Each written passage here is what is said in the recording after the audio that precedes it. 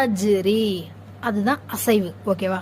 அதே மாதிரி இங்கே பாருங்க, கத்துப் ஜதி இதுலேயும் வந்திருக்கு. தா காஃப் ஜப தக்கு வாவ் கடா ஜபர்வா, இதையும் வந்து என்ன செய்யணும், அசைத்து வரும். இதுதான் வந்து கத்துப் ஜதில் அந்த காஃப்க்கு சுக்குன் இருக்குது. அதுதான் வந்து என்னது கல்கலாவுடைய எழுத்துக்கள்.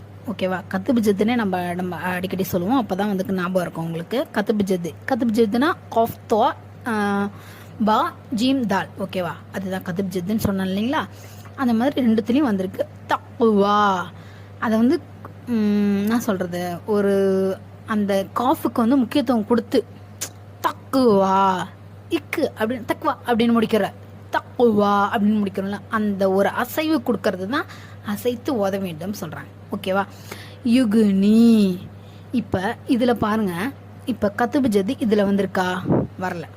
கைன் வந்து கிடையாது கத்துப் ஜதில், யா வந்து கிடையாது கத்துப்